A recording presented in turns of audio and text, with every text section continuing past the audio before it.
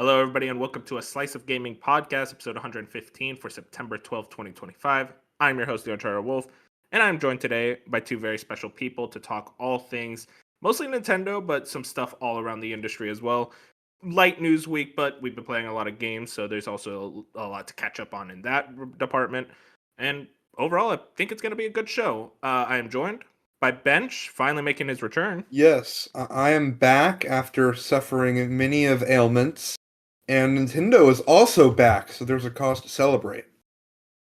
Didn't you fall off a scooter? Yeah, and then I got strep throat, so... Oh, yeah. No, that's fair.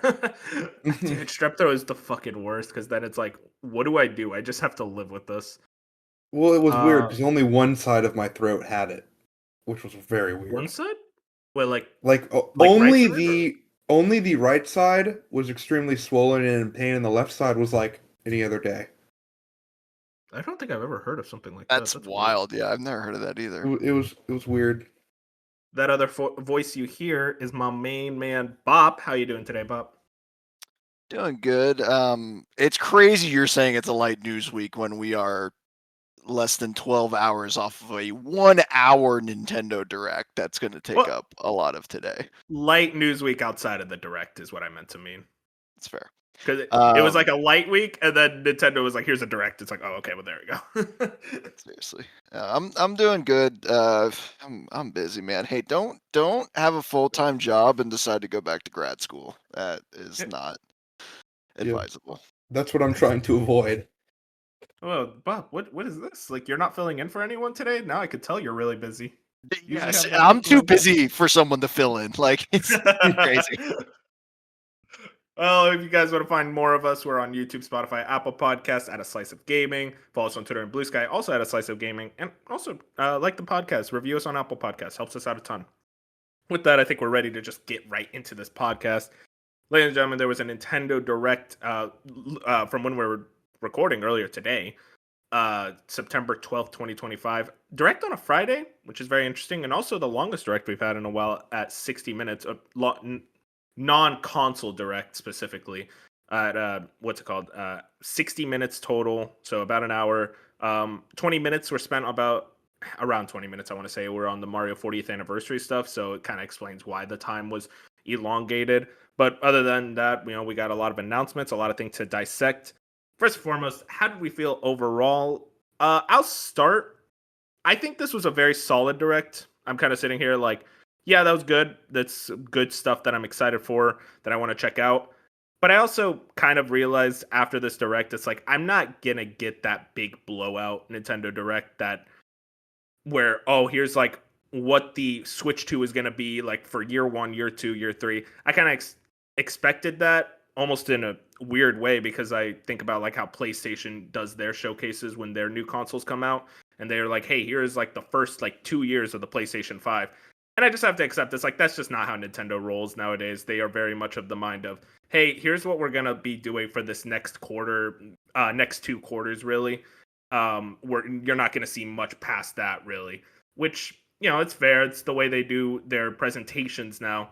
But stuff like an Animal Crossing would not show up here because that's probably a late 26 game, which, that's totally fine. I get it. And just looking at the Direct announcements by themselves, I think there was a lot of good stuff.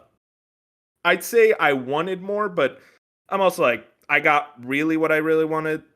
This kind of stands around like a 7.5, closer to an 8 for me, where I think like, yeah, I got some good stuff. I got some exciting things, but I'm also like wanting more. Like, I'm always left wanting more. And also, Monkey's Paw. This is a very Monkey's Paw Direct where everything I was excited for, there's a tag. There's a price tag to it. And it's like, that's very frustrating. And I kind of have to accept that with Nintendo nowadays.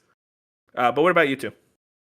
Yeah, I'm at a B plus, I'd say, which I guess would be around an 8, a little higher than you. Yeah, I'd say so. I just think a lot of the things that they showed, a lot of the returning like games that we needed dates for or just needed more information for, I think had information that I really liked and sold me on those games a lot harder, like Metroid and Hyrule Warriors. And then there was a handful of really good surprises, like Donkey Kong DLC. Did not expect that at all. And then we had like the Dragon Quest remake. I think Legend ZA showed really well.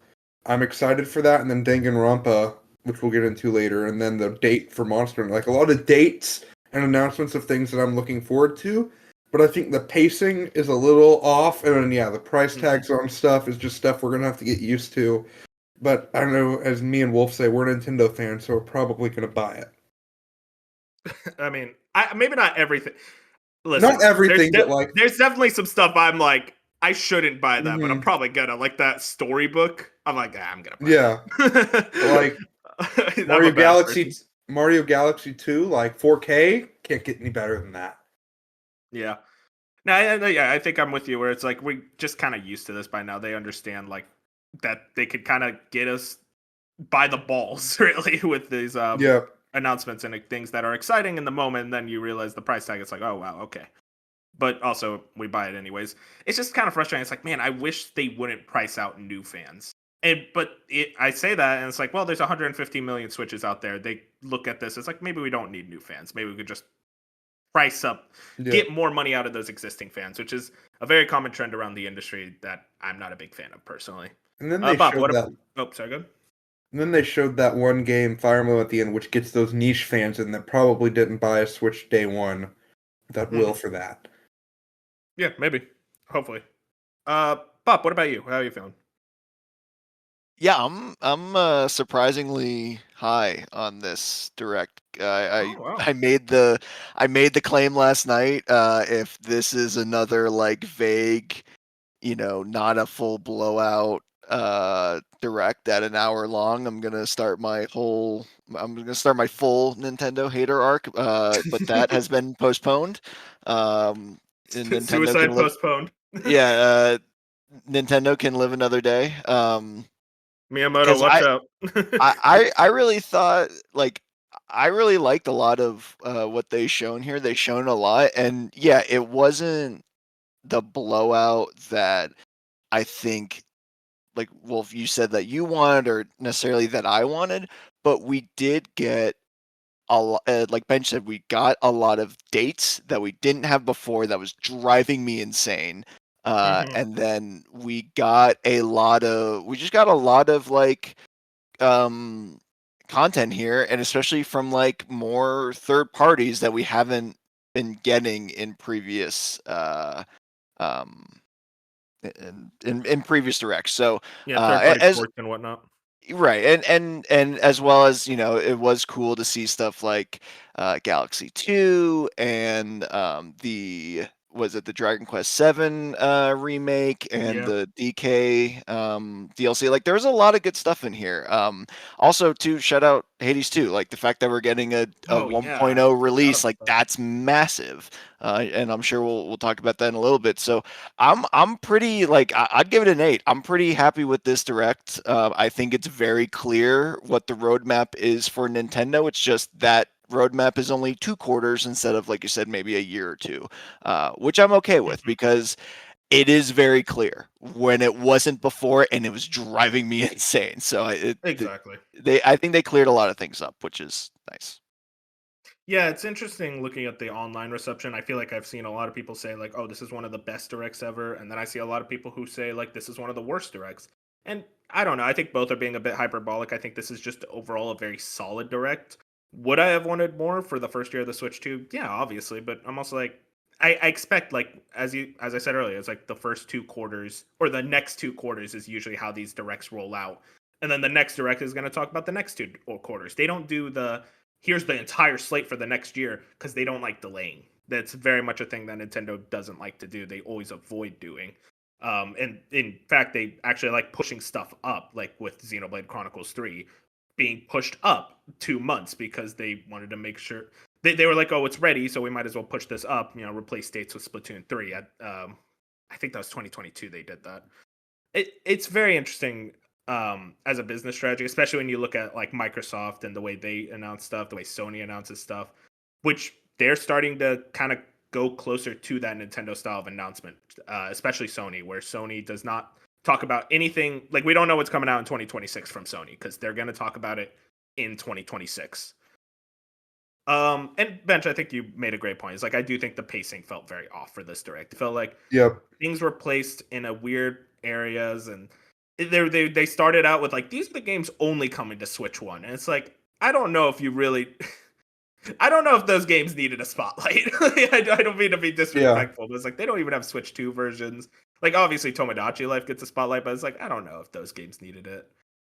But let's Yeah. get into the actual direct. Usually we do highlights, lowlights, but I think for this one, it's a big direct, so we could just kind of roll through, and you can stop me if there's something you want to talk about specifically. First and foremost, we started with the Mario 40th. I expected this near the end of the direct, so I was actually pleasantly surprised we just immediately Yep. started with it. We got a very cute little video showing off some concept art and talking about the Nintendo Museum and whatnot. Miyamoto, always excited to see him. And specifically, they mentioned the Mario Galaxy movie. So, very interestingly, it's not Mario World as we once thought. It's going to be Super Mario Galaxy. The domain trademarked yesterday. People caught that. I find it interesting. I think that's a really exciting announcement because I am a big fan of the Mario Galaxy games, as we'll talk about in a bit. Um, I really expected them to do more stuff like on the planet Mario, I guess. I don't know what you would call it. So for them to immediately go to space is pretty interesting.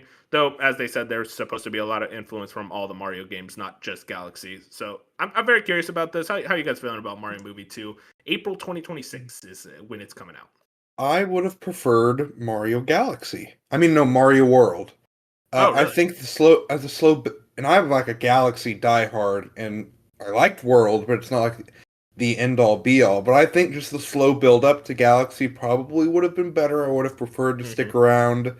Kind of like Yoshi was teased, and I know Yoshi plays a prominent role in Galaxy 2, which we'll talk about in a bit. But I Mm-hmm. thought that kind of was like we're going to Mario World, and as someone that kind of watches Mario World car- animated like stuff as growing up, I kind of wanted World and to kind of build up the Galaxy because Galaxy's so expansive. I don't know how you come back from that. Yeah, Bob, I want to get your thoughts on the record. But yeah, that's a good point. It's like, how do you go from like something like a normal Super Mario Brothers that's more of an adaptation of just like the original trilogy, and then go right into space? It's like there's a lot of stuff in between. 64, Sunshine, World, lots of big games, and we're going right into Galaxy. I find that curious. But what about you, Bob? How you feeling? I mean, it took Fast and Furious 9 movies to go to space, so I'm curious Oh why my Mario's god. only taking one, I guess two. No, but They actually go um, to space in that movie? yes, they do. What the Yeah, fuck? I don't know if you saw it, I like thought the it was a joke. Universal. No, that was a real like, yeah, Yeah, that I was saw that. that was a Oh real quote. man. That was very funny. No, but no, I'm with Bench here. I think it's you are going from like 0 to 100 real fast when there's a lot of stuff you could do in between, and that just makes me think that Mario was only going to be two movies, and then they're going to break off and do like Mhm. Donkey Kong or Yoshi, like a spinoff, or Luigi. I don't know. Like, it's just weird to me if you're going to move that far ahead with just Mario, then you must be already chomping at the bit to do other things because, yeah, there's so many other stories you could tell before this, and doing it after Galaxy is going to feel lesser than. So the only logical progression is to go beyond Mario himself and Mhm. go and talk about the rest of the characters. Well, an also interesting note is that Donkey Kong will not be in this movie, which is, I guess, to be Yeah. expected in with He's getting Galaxy. his But I own movie, mean, baby. yeah, pretty much. But I mean, because Seth Rogen was not listed as the returning cast member, and Yeah. that's the only one that stuck out. I'm sure there's other ones. Yeah, it was him and Cranky Kong, and also Spike, the kind of like foreman, Mario and Luigi's boss. Yeah. And not too surprising about Spike. I am surprised to not have the Kongs at all, but also I think that's because they're probably getting their own movie and they want to focus on them during that. I am so excited to find out who the voice cast for like the Donkey Kong movie would be. Like, who the fuck is playing Diddy? But what I found interesting, there were no casting announcements at all. Like nothing about what the characters will be. Most assumedly, Rosalina will be a character. I wonder if they go any further. It's like, oh, Wario's going to be in this movie while Luigi. I felt like those were missing from the Mario movie. Yeah, I'll ask this: who do you guys think plays Rosalina? Like, which actress? I'm not sure, but that does bring up an interesting point with Mario Galaxy is kind of an isolated journey, the first one. You're isolated, you Hmm. have Rosalina, and there's not much beyond that, and that feels pretty intentional. So I'm curious, Yeah. like, and Luigi does make his appearances, but you're assuming Mario and Luigi are going to be together for a chunk of this movie. So I mean, it's not. Does Peach get kidnapped in this one? I I think so. Yeah, I hope it doesn't have like, oh, the whole ensemble of characters is now in space. I hope it's just like Mario, Luigi, and maybe Toad are going to be the ones in space with Yeah. Rosalina. And that's like kind of how we're going to get the movie from there. Mm-hmm. I wonder how that works too. It's like, that's such a. I'm so curious how they do this movie because it's like Mario Galaxy isn't necessarily like a linear adventure. Like, I mean, it's linear, of course, but like it's not like a point A to point B. Like, oh, you can have the plot, have them go to this galaxy, this galaxy. It's like, okay, which galaxies are gonna take the precedence of being adapted? Yeah. I'd The have to. soundtrack's gonna go fucking hard though. That's one thing. Yeah, I'd have to imagine that Spaceship Mario is going to be a focal point because you just need that get to point A to point B type of thing. Yeah, most likely Comet Observatory, either that or Starship. I think it's probably Comet Yeah. Observatory. That's the more iconic location. Who do you Mhm. guys think is going to play Rosalina? Yeah, I was just looking it up. My two nominations, mostly because one of them I think is just kind of it feels more in line, and one of them's just kind of like, oh, that'd be fun. Brie Larson, I could Oh see yeah, as she's a big Rosalina, Nintendo fan. That works. and then Drew Barrymore. Oh God. Okay, give me a second. Yeah, I was gonna say you. I Barrymore. forgot we're dealing with the not movie guy. She was in E.T. That Yeah. could work. Well, who'd she play? I mean, she Whoa. was a kid at the time, so I forget. Oh, I forget off the top of my head what their names are. But dude, there's no. yeah, I have she's been never around seen for her. forever. She seems cool. Yeah. I looked up female actresses. Here we go. Is Natalie Portman doing anything? I don't think so. That's an Oh, interesting. you know, I don't know if I. That'd be an interesting one. Scarlett Johansson. She'd be cool. Okay. All right. I could see ScarJo. Marilyn Monroe. That's gonna be tough. I think we're gonna have to get into some AI gray areas for that one. Emma Stone. I could see Emma Stone in the sense that like they would have to like age up her voice a little bit, but Oh, is she like, like a young sounding person? well, no, I mean she's just on the younger side. Like she's I guess like yeah, for Rosalina, you'd want someone older. right. Like I'm thinking like moms, like or Nicole someone Kidman. older. Yeah, Yeah, that could work. Yeah, I'm kind of lost. I do like ScarJo. ScarJo would be I a like that. Yeah, good one. But I I feel do like think Brie Larson, even though she is on the younger side, I think Brie Larson I think could that makes sense. Yeah, I play a like good Brie Larson. Rosalina. Yeah, Rosalina is an interesting character. You're right that like you would want someone on the more mature side because she is like, I think she's literally 1,000 years old. So Yeah, someone there more has to be older. a way you can distinguish her from Anya Taylor-Joy. Yeah, for sure. Do they play into that relationship of possibly being the mother of Peach? No. Yeah. Oh wait, mother of Peach? No, I think the theory was that Rosalina is Peach's daughter, which is way What? worse. Yeah, that was like a big game theory back in the day of like Rosalina is actually Peach's daughter. Here's the reasoning, and the reasoning is so stupid. I'm There glad is I never wasted my time on game theories. there are some Could fun ones. see there be like a relationship where maybe she met Peach when Peach was a little kid and Yeah, maybe. through like a star thing kind of play into that. Yeah, I think Rosalina will maybe be involved by familial ties in some way. Maybe a distant cousin. I don't know. But yeah, I'm excited for that movie. I think it's gonna be a ton Yep. of fun. The first Mario movie is a very fun movie as well. I think you shouldn't expect like an Oscar movie, but you should expect like pointing at the screen and going, "Haha, I love that," which is exactly kind of what I want from that movie. Mm-hmm.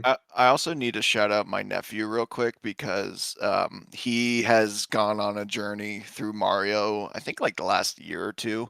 Oh, nice. with my sister, and his favorite thing, like his favorite subject matter, just in general, is space. And I don't think my sister has, because all she has is a Switch, and I don't think she has the 3D All Stars collection. So I don't think he's played Galaxy. I don't even think he knows it exists. But Oh, Well, he's now gonna lose his mind when he sees this movie, plus like when he can play the game. So I'm actually really excited for my nephew on this one. And the day that he could play the games is October 2nd, because immediately after the trailer, we got an announcement of Super Mario Galaxy plus Super Mario Galaxy 2, effectively re releases of these two fucking classic games, all timers. Galaxy, they're going to be separate releases on the eShop, and then you can buy them in a bundle together. This is a case of a monkey's paw where I kind of waited to this direct where I was like, listen, give me Galaxy 2. This is the best direct ever. I got Galaxy 2. I'm very, very excited. The pricing is a little ridiculous. Where I shouldn't be surprised, but it's also like $40 each for both games, like separately, and then if you want them together, it's a $70 price tag. When 3D All Stars was 3 games for 50, you do start doing the comparisons. It looks really bad, but also I'm just not even surprised anymore. It's like, yeah, of course I'm gonna have to pay like 40 yeah. to $70 for the Galaxy games. Probably 70 because I want that nice little collection together, and I've been wanting a good excuse to replay Galaxy and finally play Galaxy 2 again. This is just the game I've been wanting re-released forever. It's probably my favorite. Depending on the day you ask me, probably my favorite Mario game. Absolutely adore it. So just getting an excuse to play through it again. Some of the best level design in the franchise. Very excited. Yeah, I'm Galaxy 2 is an all-timer. I mean, it's just been probably a decade since I've played it. So it could like take the 3D Mario spot just because of I haven't played it in that long. And I really never did when 3D All-Stars came out, I jumped into Galaxy for a bit, but I never did that full replay. So I think both of those replays are going to go very good. 4K on Switch 2. They didn't need to do that. They did, which I guess goes to show how little we expect from these types of things. Honestly, at this point, yeah. But I appreciate it because it'll just make the replay go that much better. And there's this time of year is extremely busy, but I think the Mario games and 3D platformers in and of themselves kind of make that jump in, jump out kind of easier to where like, hey, I'm playing Ghost and Pokemon, I'm having a great time, but I'm going to jump and do 100% a couple levels of Mario and have a good time. So I'm kind of excited to do that throughout the next couple months. I'm gonna be real. Seeing October 2nd, my immediate thought was I'm skipping Ghost of Yote because I just want to play these games again. I'll get to Ghost of Yote eventually, but it's like, I'm sorry, Ghost. You can wait. Yeah, and I think like Galaxy 2 would be the best first play, but I think it's going to be even better building up to it with Galaxy 1. Same. Mm-hmm. So, I've been waiting for this for 5 years. I just can't. I want it now. I think for me, well, what's funny is I never actually. I think I stopped like halfway through Sunshine when I played the 3D All Star games. So I never actually got. Actually, I take that back. I think I played like the first world of Galaxy 1, but I never actually finished it. So this would be a good time for me to have a reason to go back. And then I think for me, I'm just gonna get the Galaxy 2 separate. It's like I don't need to, like, I can't imagine a world where I pay $40 for a game I already own in a separate bundle kind of thing. So, Did you yeah, go not? ahead. I thought you lost your copy of Galaxy 1. Oh yeah, no, I bought a copy on eBay Nice, goat because man. it's like I couldn't, like, the fact that, yeah, no, I just need that like back. That was It's so I funny.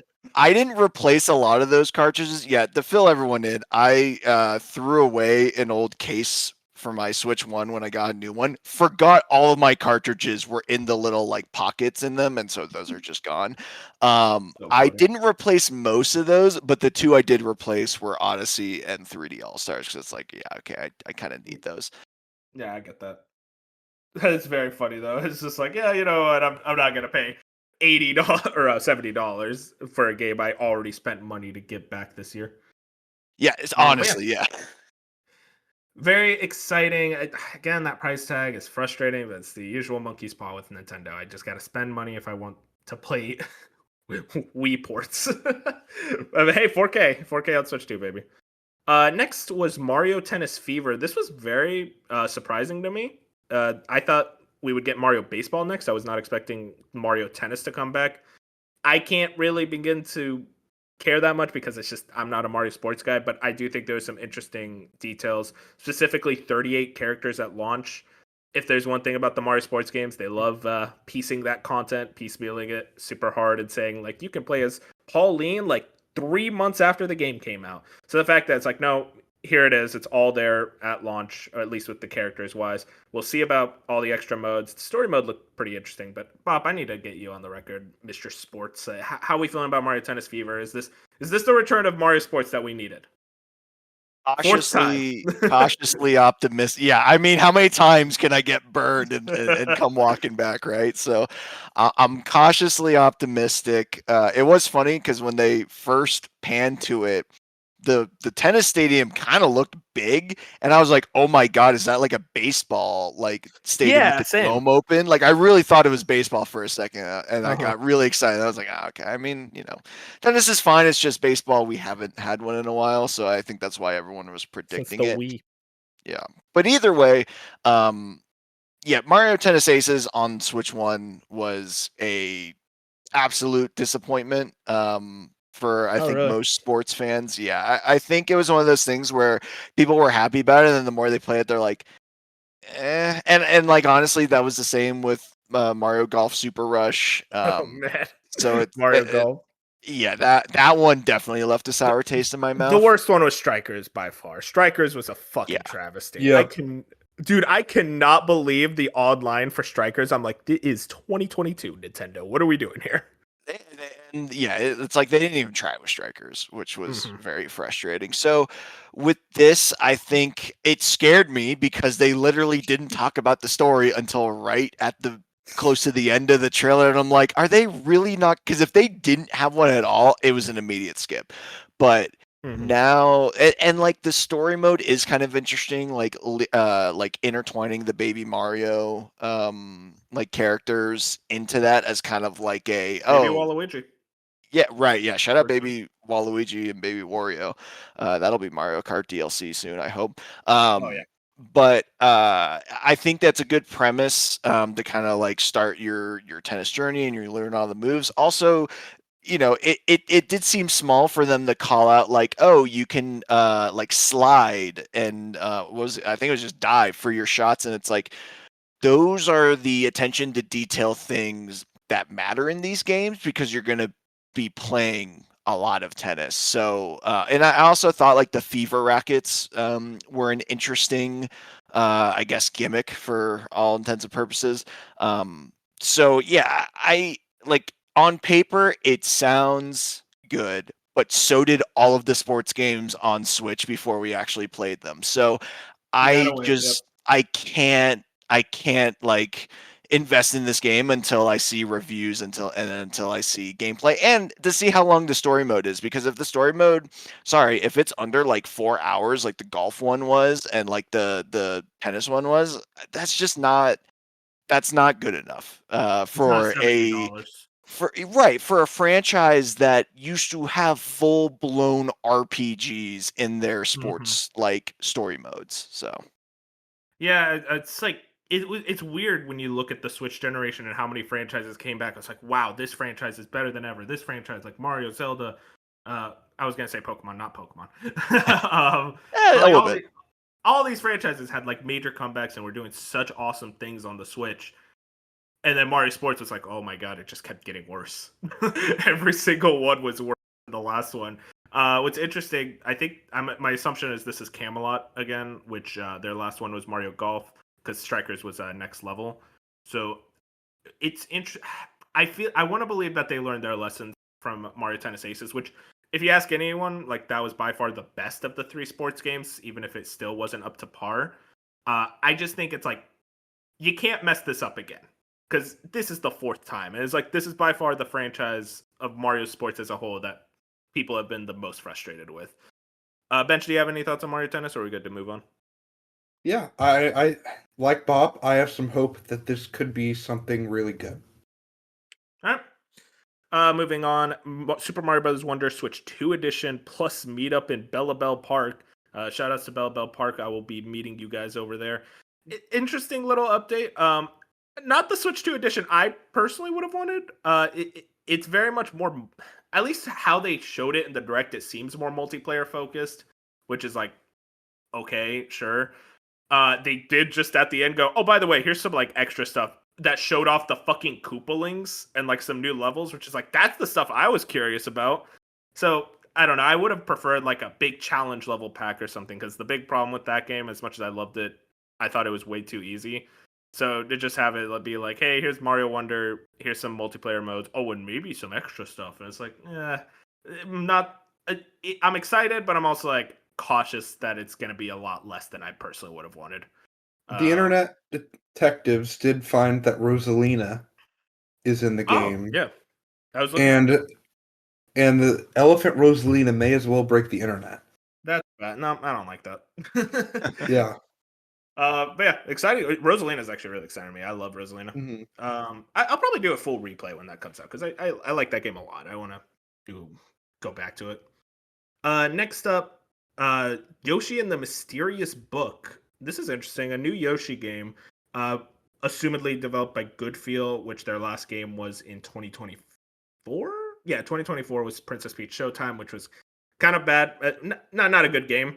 Goodfeel is weird to me, because it's like their last two games, Crafted World and Princess Peach Showtime, were baby ass baby games, but bad. Where their other two games before that were Kirby's Epic Yarn and Yoshi's Woolly World, which were baby ass baby games that were good. And I'm curious, is like, okay, which baby ass baby are we going with this one? This does look baby ass baby, but the art style is very cute. I love that kind of like book look to it. It's very incredibly well detailed. I think Goodfield's always been good about like very unique art styles in that way. I don't think this is going to be much. I think Yoshi's kind of another washed franchise, but I don't know. Crafted World was such a disappointment to me, but Woolly World was good from what I've heard. So I'd like to believe it's closer to Woolly World. We won't know until we see much more, because we didn't see too much of it. Yeah. Moving in, that was the Mario 40th stuff. About what I expected, I'd say. I think the one thing that was surprising, no Mario 35. I thought that would come back as Mario 40. So that game still just lost to time. So I thought that was interesting. But yeah, overall, there's just not too much from the Mario 40. It's some cool stuff. Galaxy 2 is very, very exciting. We got some Switch 1 games. Not really much to say about any of those three. Tomodachi Life getting another little trailer. Looks good. Spring 2026. Not something I'm excited for. I forget, Bench, are you a Tomodachi Lifer? Yes, childhood Tomodachi Life. I liked what I saw. It's just a game I need to get my hands on and see all the weirdness, though. Yeah, I like the humor. It's very weird, very Yeah. kooky Nintendo style humor, which I'm a big fan of. But not too much to say. The spring 2026. My assumption is still that it's going to be their March game. I agree.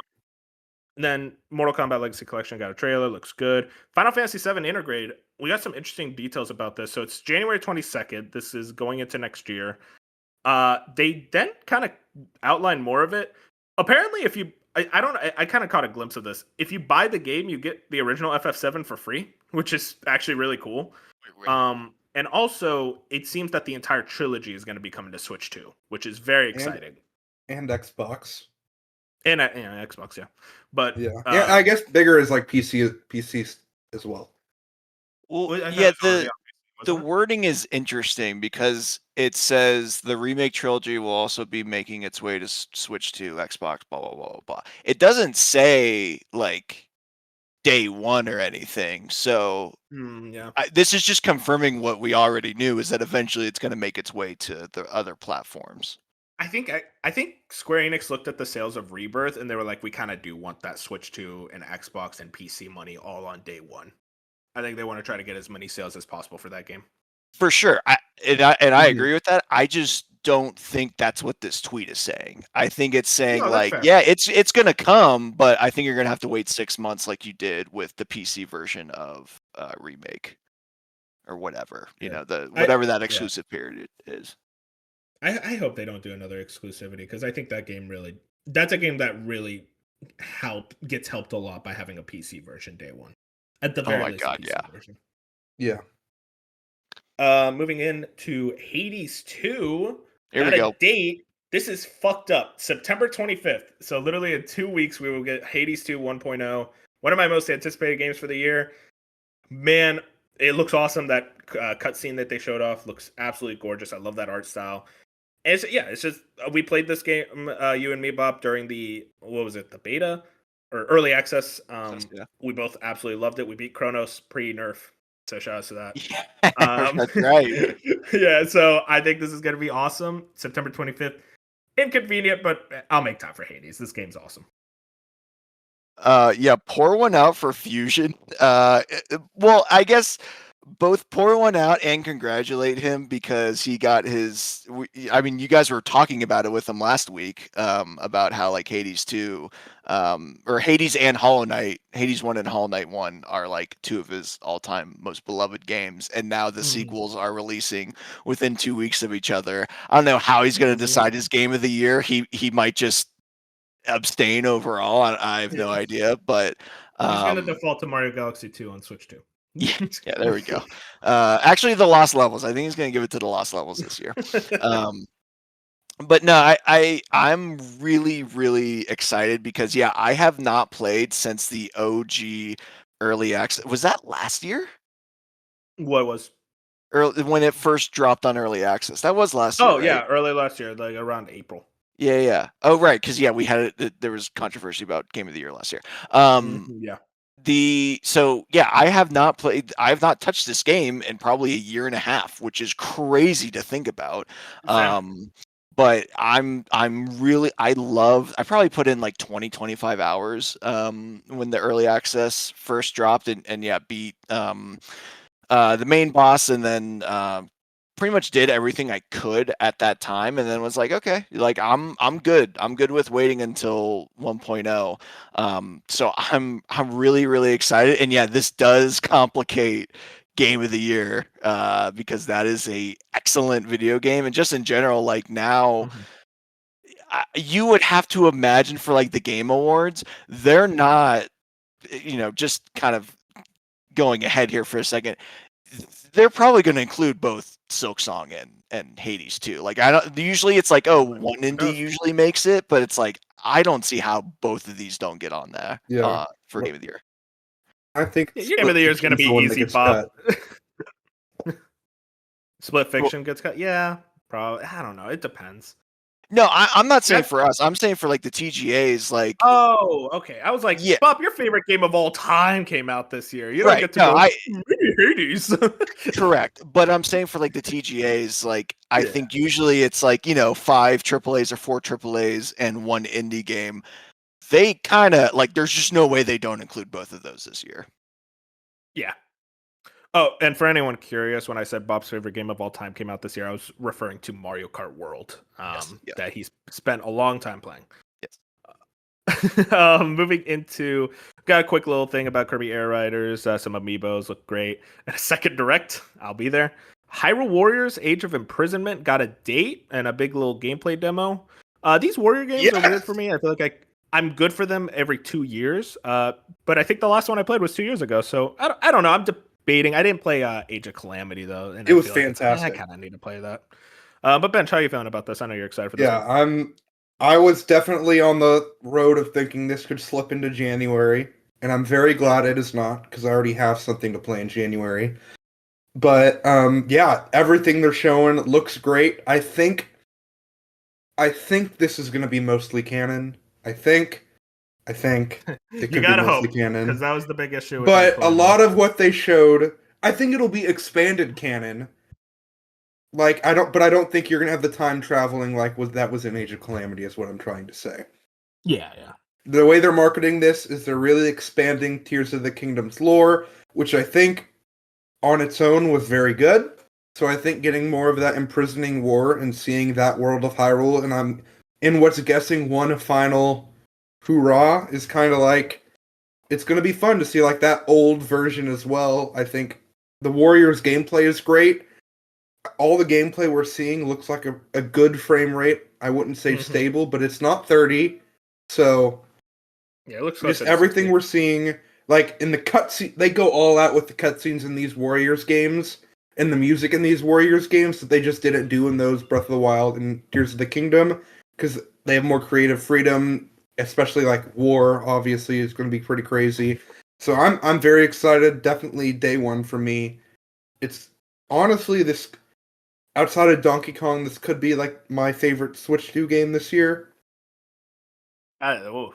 I mean, outside of Donkey Kong, you say, yeah, Yeah, I could see that. I'm excited. Yeah, no, it looks awesome. Interested to see how that does commercially, really, because Age of Calamity sold pretty decently. Yeah.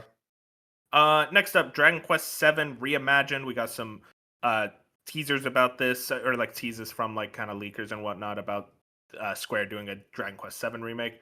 I'm a little annoyed that it's called Reimagined. Just call it remake. Like we don't need Well, to do this. it actually But is a reimagining though. I know, but like I don't want to see that at the store. I don't want to buy this game and see Reimagined. That put me in a bad mood. Apparently, Dragon Quest VII is known to be like 80 to 200 hours. It's I ridiculously guess, long. Yeah, it's like a and 100 hour to beat it. they are making that not the case anymore. They're significantly retooling the story, which I haven't like looked into it much. I haven't seen what like the diehard fans think, but for someone like us, I'm sure if we ever go back, it'll be a good thing.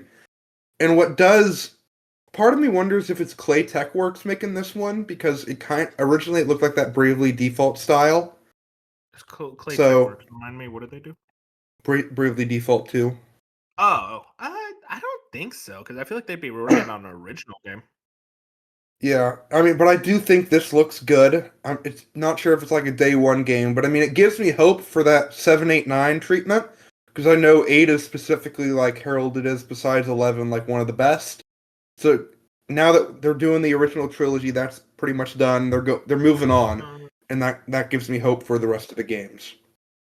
So apparently, Elliot, Adventures of Elliot is Clay Tech Works.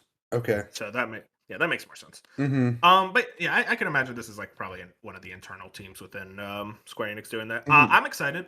I think the release date's a little off for me because I'm like, there's a lot of stuff coming around February, but I want to make time for this. I love Dragon Quest 7. I've heard good things about. The one thing I heard was it is stupidly long and stupidly grinding.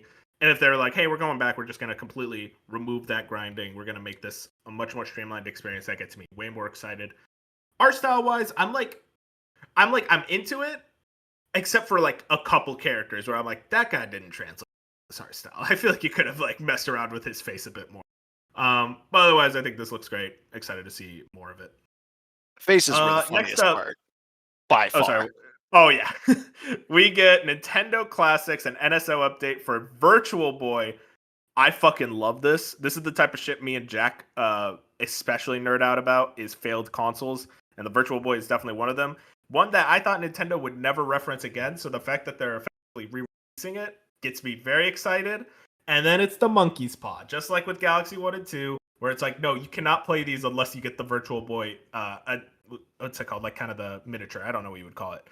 But it's effectively like a mini console, like the NES Mini, where you have to get that to be able to play the Virtual Boy games, which is just really fucking stupid in my opinion. Prices, I'll admit, the pricing is better than I expected. It's still ridiculous, $100, and then $25 if you want like kind of the Nintendo Labo cardboard version. I'm really interested in just like what it is because I am fascinated by the Virtual Boy as a console. There's some very interesting games. I mean, the first Mario Tennis came out on Virtual Boy, so I'm excited just by that notion. It's just I wish the price tag wasn't what it was.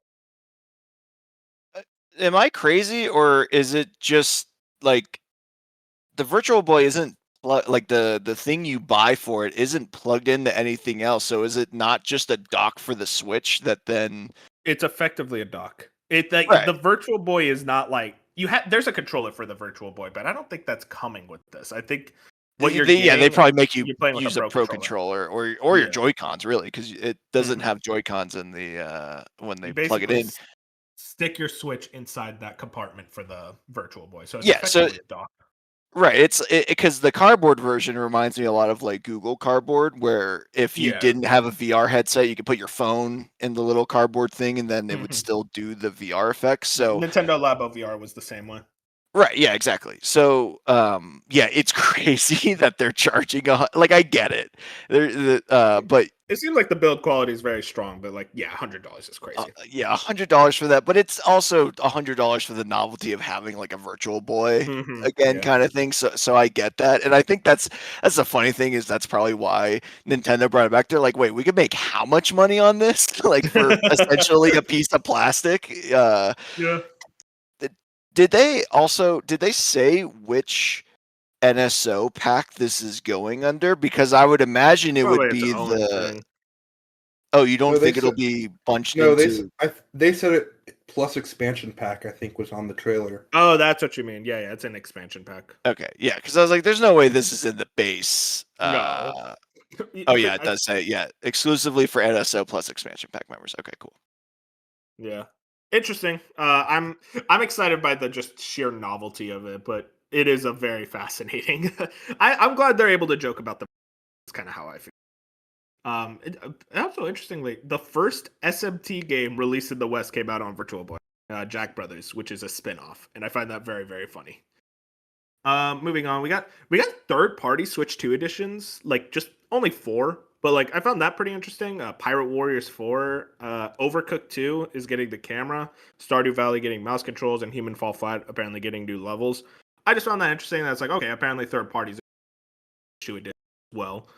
And the Power Wash Simulator 2, my beloved, my baby.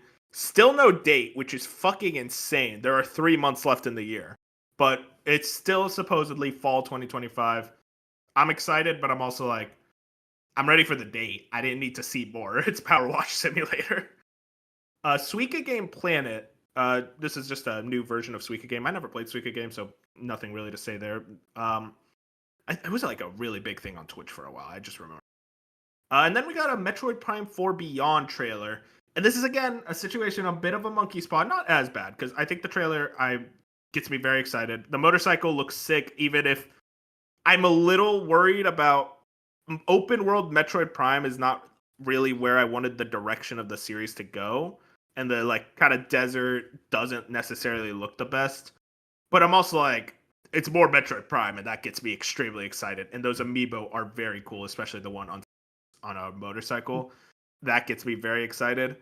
I think my one like hang up is December. It's like I want this game to succeed. I want it to do very well, and I feel like December is such a rough month for video games to come out in. But also I think Nintendo kind of bets on that. It's like, no, because we're releasing in December, not a lot else is going to take the spotlight away from Metroid, and everyone's going to be paying attention to it. So I hope that's the case, because I want as much attention on it as possible. This is probably my most anticipated game for the rest of the year. Honestly, this trailer got me more excited for it, I guess, because it looks more expansive, which means it could be a sci-fi epic in that kind of like vibe, which is exciting. So I'm definitely hyped for this. I'll be there. Yeah, I think my one worry is that if it is open world, it's just going to feel a bit more aimless. I like that closed quarters intensity of a Metroid Prime, but I think Retro is going to figure it out. They're a very talented studio. Moving on, this was a very surprising announcement, one that I think nobody was predicting. Donkey Kong Bonanza is getting DLC, DK Island plus Emerald Rush. Now, I will admit there's a bit of a monkey's paw with the price being $20 for DLC. That doesn't look that crazy, but also it's Donkey Kong. I'll allow it. I'm excited. Effectively, they're adding DK Island from Donkey Kong 64 as a place that you can explore, and also Emerald Rush, which is effectively a roguelike mode. I'm excited about that. I'm going to mess around with that hopefully soon. Looks sick. Yeah, and I think my kind of tinfoil hat theory is that the reason this is so close to launch is due to the fact that DK was delayed and the Switch console launch was delayed, that maybe this timetable originally was supposed to be a lot further out, but due to internal delays and a different, like, the main game team didn't work on this, a side team did, that it kind of just timed the way it did. Do we know how much it is? $20. I already bought it. Out today. Yeah, $20 is a very steep price for this. I'm not a big fan of that personally, but it's not too surprising at this point. Nintendo likes to charge the money for these DLCs. Wait, I say that though they have done a lot of free updates for their games. I think they kind of know that Donkey Kong is their big tentpole title, and they want to extract as much as possible from this game. Like, to their Um, credit, it does you go look for it. like a good game mode. Like Oh yeah, it looks fun. it looks like you're going to get a lot of replayable value out of it. It adds more content to not just one area, but like a lot of the areas that you played through and Mhm. stuff. So, I mean, honestly, it's very reminiscent of the God of War kind of Yeah. roguelite update Yeah. for Ragnarok. But that was free. Right, true. But you know, it's Nintendo. I get it. Yeah, you gotta pay the little tax. Now we move into the Pokemon block. We got 2 or 3 kind of announcements really for Pokemon. This first one, Pokemon Pokopia. I'll be honest with you guys. I think when this game comes out and when I buy it, I will 100% buy it.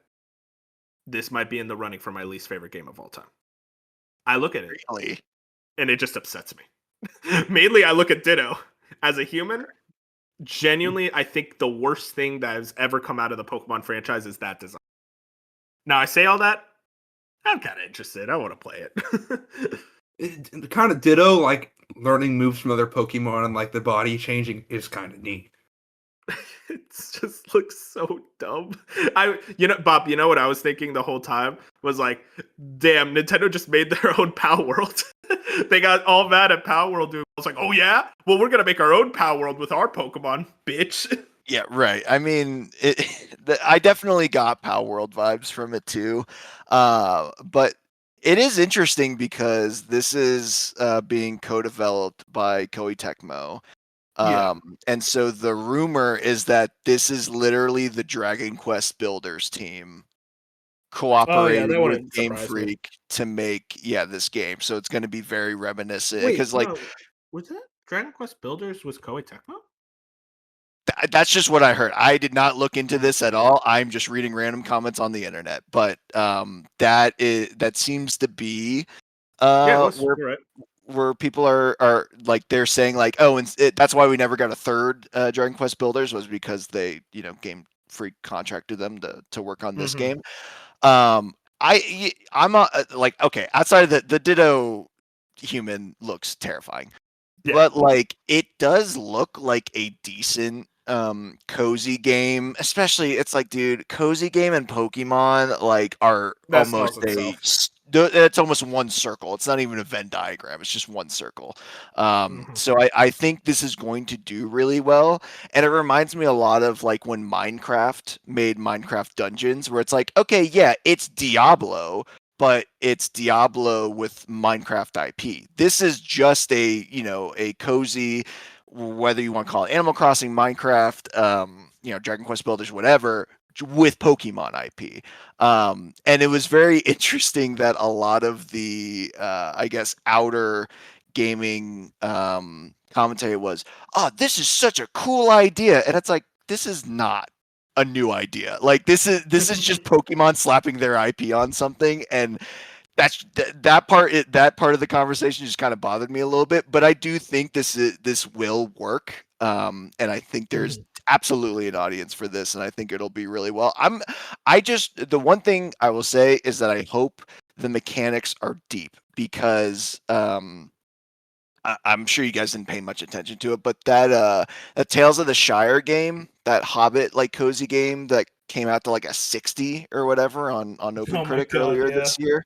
Like the reason that failed, even with the Lord of the Rings IP, is because it was such a simple, repetitive, and just thin gameplay style game. And I'm gonna be honest, I don't have a lot of faith in Pokemon in the Pokemon company making a spin-off game that's supposed to mimic a different genre be really good at it.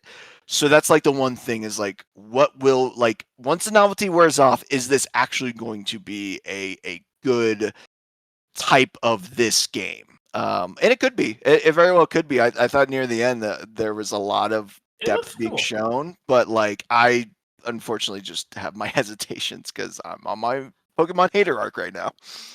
Hey, listen, my hesitation was whatever the fuck that Ditto was. I think Yeah. if you make a design like that, I don't trust you with it. I don't know. Yeah, it looks interesting. It's not my type of game, but I'm like, I need to play it. I need to know. Moving it to just a little more Pokemon. Pokemon Legends ZA got a new trailer. Kalos starters getting Mega Evolutions, which is very exciting. There's the Monkey Paw. You see the Monkey Paw? Apparently, this is not obtainable in the game. You have to do the ranked battles, and you only get one of them. The online ranked battles, right? Online ranked battles. Yeah. Which, Bop, I'm going to farm you if you let me. No, but see, and here's my thing. Sorry, I'm gonna cut Bench off before he talks nice about this game. Is that the battle system? I still like that. My core skepticism of this game revolves around the battle system and how I just don't see how the battle system isn't completely broken by being as freeform as it is. I just can't see how this is going to be a clusterfuck. How it's just you're just gonna cheese like or spam one move and you're not actually playing Pokemon. To the point where it's going to be a cluster to try and like get this stuff. But I don't know. I could be wrong, but I still just don't believe in the battle system and the fact that they're tying this stuff behind online PvP battling. It just makes me. Online PvP does suck because these megas look gas. They've hit on all the megas. So They do look good. All of the megas, they've hit on all cylinders. I think there may be one like weaker one, but like, I mean, Pokemon artists and designers, they just don't miss. All the megas look very good, and I think there's like another like 20 more that we haven't seen yet. Oh, my boy Chestnut looks awesome. I think there's like 20 more megas that we haven't seen yet. So and I think this was the last trailer, so they're holding a lot back. There is one mega that leaked. It's the only one I've seen that's leaked, and I'm like, oh no, that is the worst looking thing I've ever seen. You might have seen it, but yeah, I think they've revealed. Right. I think they've revealed 6 megas, right? Yeah, 6 or 7. These 3 plus the 3 that's already been revealed. So yeah, 6. So we have like 20 left, which is exciting. And unlike Bop, I think the gameplay is going to be fun. It's going to like kind of. I'm hyped because it's like kind of like the Pokemon anime. You're in the battle. They mega evolve through the battle. That's hype to me. And yeah. Go ahead. Sorry. And another thing is like I think this is going to be kind of like a Yakuza light and like very light, but like kind of those kind of vibes. You're only in the town. But like the town, you're gonna get involved with different characters and organizations in the town. There's gonna be side quests of helping out people in the town. They get a little wacky. I'm excited for this. Yeah, I think I'm in the middle of you two. I'm very much interested in them with this new battle system trying something new. That's what's exciting. Okay, fine, getting like a new idea going into this battle system that may completely break the game, but maybe it'll make the game more fun because of how broken it is. I don't know. I'm trying to think optimistically. I've kind of just reached the apathy state with Pokemon where I'm like, I kind of just understand what it is. What it's trying to be. I kind of just accepted it. But either way, I'm excited just for the prospect of what this could be. Even if, like you said, Bob, there are some hesitations.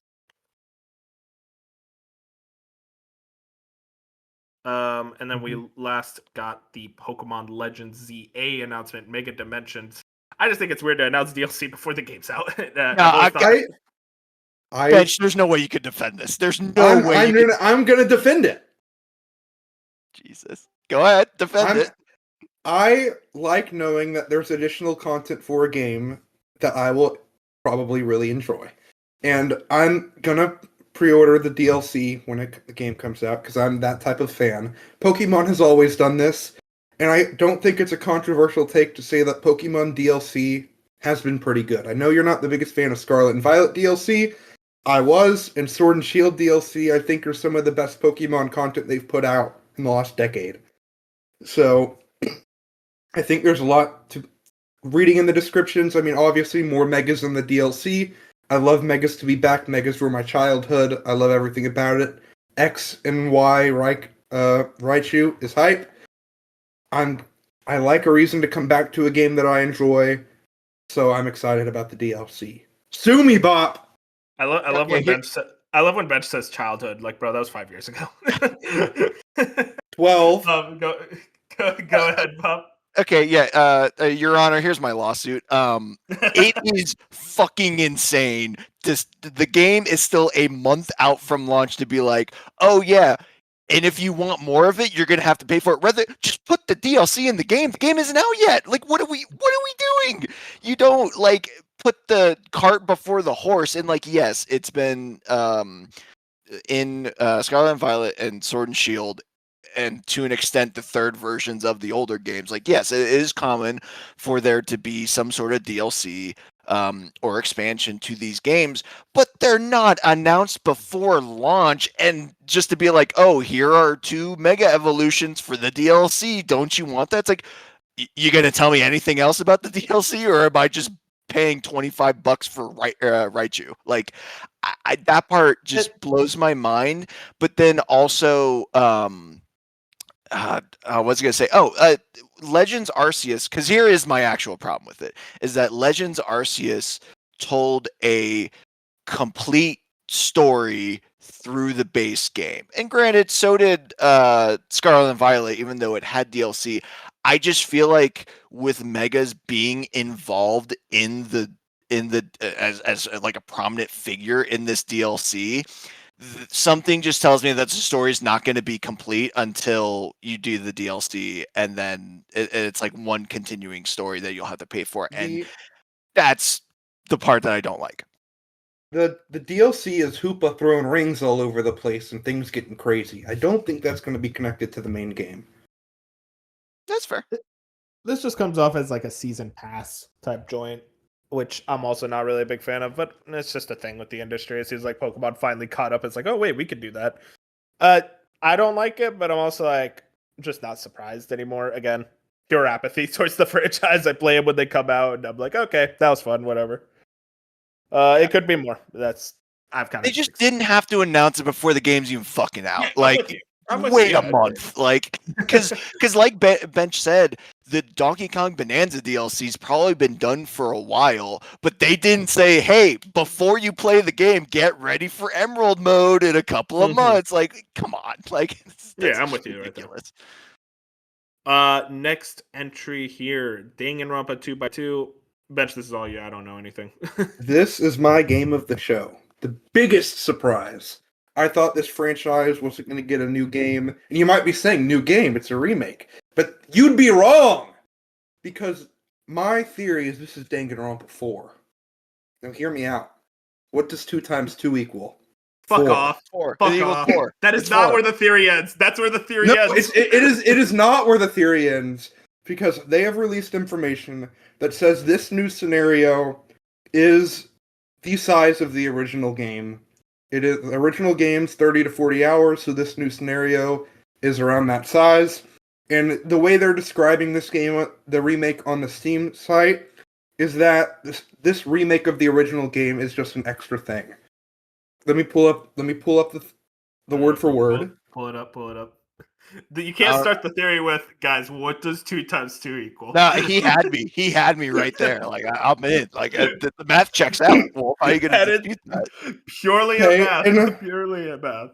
It has the description for the new installment. This latest installment features an all-new storyline built on the foundation of Danganronpa 2 Goodbye Despair. The original setting and original cast are back, but a single incident sets off a completely different chain of events. New victims, new culprits, and brand new tricks await. The new scenario offers the same volume of content as the original, delivering a complete and immersive experience. And then below that, in a short paragraph, also included is the original Danganronpa 2 Goodbye Despair, newly enhanced for modern platforms with enhanced graphics and redefined presentation. That sounds like the main focus of the show is this new scenario, which is the size of the original game. And just with the assets they had created, they made the remake. And because it's come out, the script is all the same, so make all the assets, you kind of plug them in, and you have the remake. But they really like this cast. It's the most successful Danganronpa game, so it makes sense that they kind of want to go back to the well. And I think this is Danganronpa 4. I won't spoil Danganronpa V3 too much, but V3 isn't the actual name of the game. They're known for hinting in titles of games that it means something completely different and tricking you at the end of the game. That's something these writers are known for. It's not unprecedented that this could just be Danganronpa 4, and as a way to make a new title, because V3 does kind of end things in a way, it's always possible to go to back, but just the anticipation, the intrigue, everything about 2x2 is very exciting because I'm playing 100 Line, which I'll get to later, which is by those people. So I just didn't think we'd see something like this at least this soon. So I'm very excited. It was my game of the show. Danganronpa 4, baby. Looks very cool. You very sold me on that first part of the theory more than anything else you said afterwards. I do I do get annoyed looking back on it of how much Kodaka was e-begging. We're like, guys, 100 Line is my last chance, or else I'll never write another game. It's like, okay, you were writing this game. Like, let's calm down here. That kind of annoys me, but yeah, exciting for Danganronpa fans to get effectively what could be Danganronpa 4. And I mean, playing 100 Line, they haven't lost the sauce, so. Yeah. After that, we got a bit of a sizzle reel, just some dates on stuff. Nothing much to add there. And then we get, right at the end here, Resident Evil Requiem, a new trailer. Like, just straight up, like, a brand new trailer for Resident Evil Requiem. Some new stuff shown off. Plus RE7 and RE Village. Getting ported to Switch 2. I think this is effectively one of the first big third-party releases, like brand new third-party games, that will be day and date on Switch 2. That's exciting. I'm not playing this on a Switch 2. I'll tell you guys right now. Yeah, I'm not going to play it on a Switch 2. However, I think it looks pretty good. I think the big off-puttingness of it is the hair, because you just don't have the hair tech that the other console. However, I think everything else, like seeing the trailer, seeing some comparisons, if you just have a Switch, it's not like you're playing a Lego game that's on the 3DS. You're getting a really solid experience, and I assume since RE7 and RE8 are older, those will probably just be pretty good, especially 7. So I think this is very solid, and I think it's safe to assume 2, 3, and 4 will make their way as well. Yeah, people got to play RE7, by the way. That game's awesome. It's so fun. But yeah, pretty cool there. And then we finally end the direct with Fire Emblem. Before we get that, Monster Hunter Stories 3, that finally got a date. That's one of my high anticipated games for next year. Everything they're showing off that game is kind of like an evolution of both of the first two games, so that's just very exciting. Oh yeah. Yeah, no, it looks good. But yeah, Fire Emblem Fortune's Weave ends the direct. Interestingly, not a Genealogy of the Holy War remake that was rumored before. I don't think that exists. At this point, I don't even know what that is anymore. But we're just getting a brand new Fire Emblem game. Looks to be kind of the follow-up to Three Houses in a way. I think this looks great. Love Fire Emblem. Ready for a brand new one. So not much to say off of that. There's like a lot more theory crafting you could pull off of the trailer, especially them showing Sothis from Three Houses again, which was interesting. But outside of that, it's like, yeah, just another Fire Emblem game that I'm very excited to check out when 2026. I assume probably a summer, like July title. Yeah, definitely summer. Yeah, this is definitely very exciting. I think, did we even get any new classes in Three Houses in Engage? Yeah. I'm pretty sure Three Houses added some. This has some new classes already. It does not look like Three Houses is fantastic, like a very, very good video game. The visuals never really not even just like the resolution, but just the graphics are kind of bland. Besides the characters, the art style isn't great. Obviously, that seems fixed here. I think it looked very good. Trailer was in 4K because it is Switch 2, which is exciting. Cut like the animation and everything. Lots to be excited for with this new Fire Emblem. Yeah, it's a nice like Mediterranean type vibe with the Colosseum and like the look of the characters' designs. Yeah. It's a nice tonal shift. I'm really excited to see more of that game. And Sothis. But yeah, that's the Nintendo Direct for September 12th, 2025. Any last thoughts? I thought this was a solid Direct. You know, it's one of those things where you look back and I was like, yeah, there were a lot of good announcements. It's just, as I said, I think the thing that drops me, like you guys saying an 8, I'm at a 7.5. I think the thing that drops the half point is just the monkey's paws of the prices, the weird like decisions. in relation to like, the Virtual Boy, like you need the accessory. The stuff that's like the most exciting to me, there was always like a monkey's paw to it. But outside of that, I thought this was a very, very solid direct. But yeah, I think we're good to move on. Like I said, Nintendo Direct was the big news, but that's not the only thing Nintendo's been in the news for this week. We have this, their lawyers, gonna lawyer, Chris Scullion writes this article at VGC. Also, real quick, I need to shout out, the Nintendo Direct list was Jack, our boy Jackie G. He wrote everything. British for the direct, guy. so shout out to him. You wrote the dates correctly. Thank you, Jack. Shout out to Jack.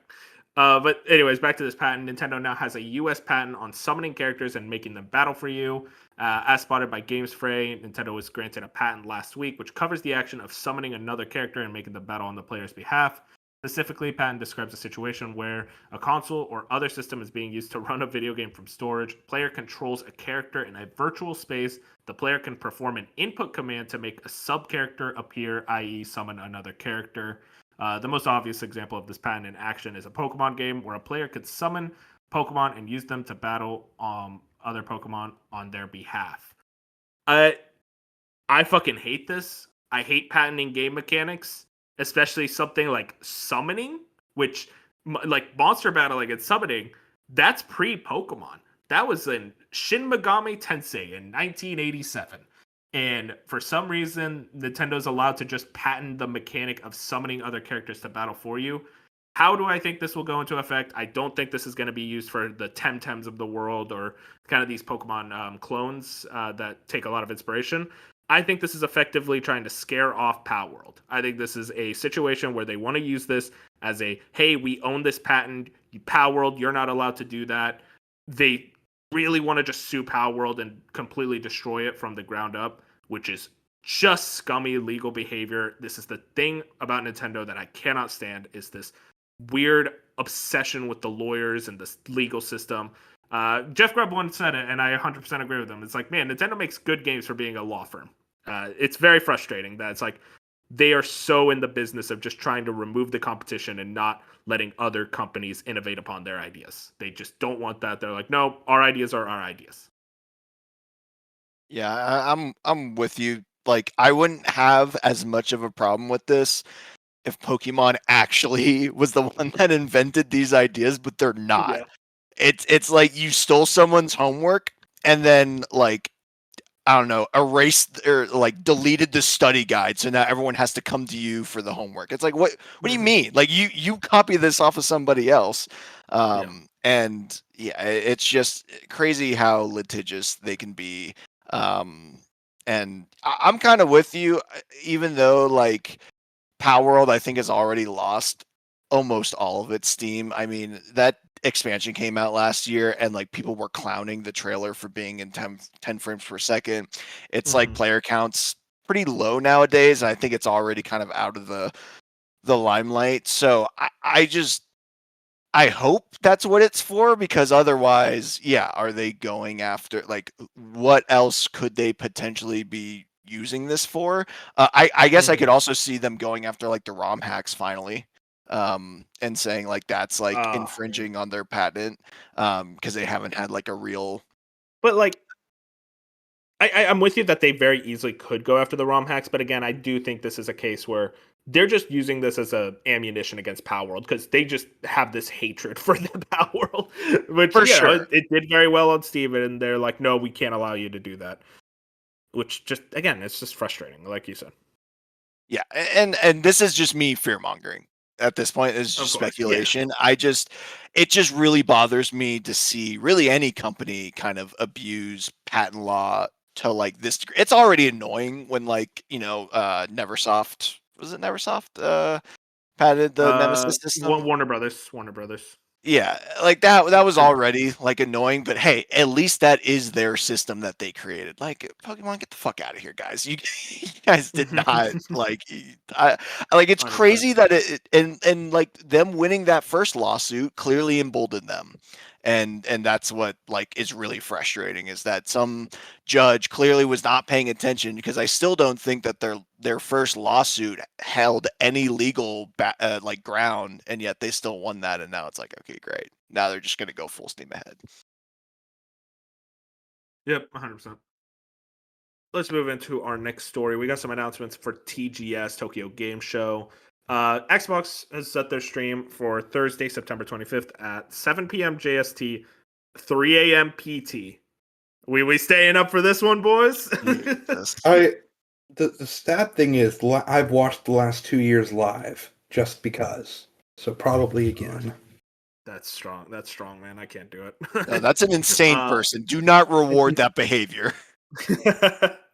Maybe back when I was depressed and staying up till like 6 a.m. I could have done this, but not anymore. What's it called? So Xbox Game Show, they usually do something for TGS.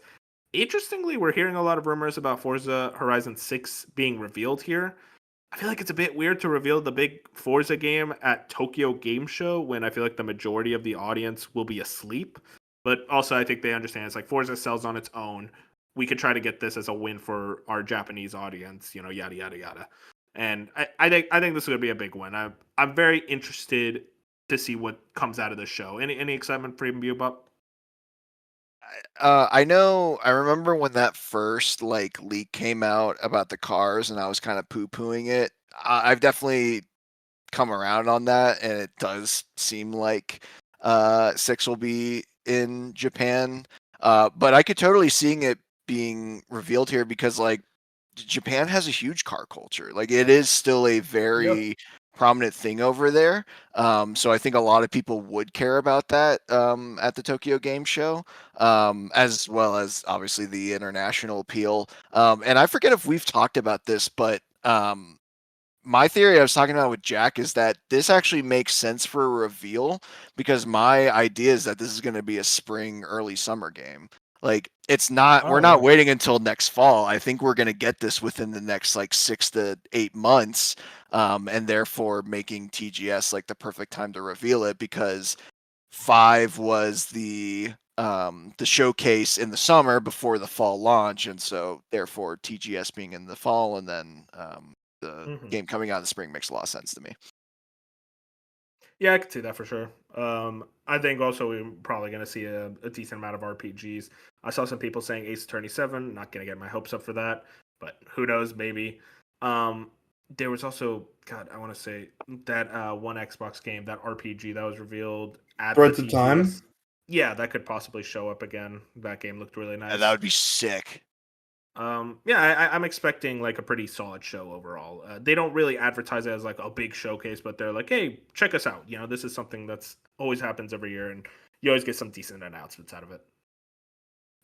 Moving into also another TGS announcement, Sega's Tokyo Game Show lineup teases 4 mystery titles from Andy Robinson at VGC. And what's it called? They show off that they have 8 games total.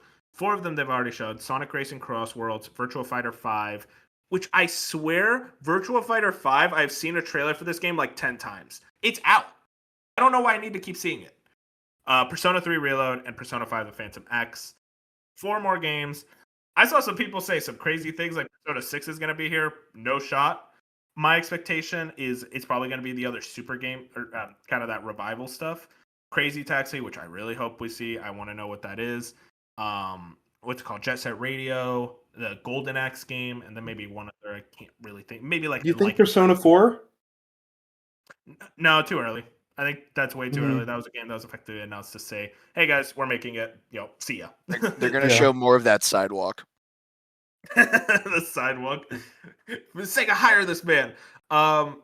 And any thoughts you guys think could show up here? I mean, I have to imagine one of these 4 is probably like a dragon game of some sort.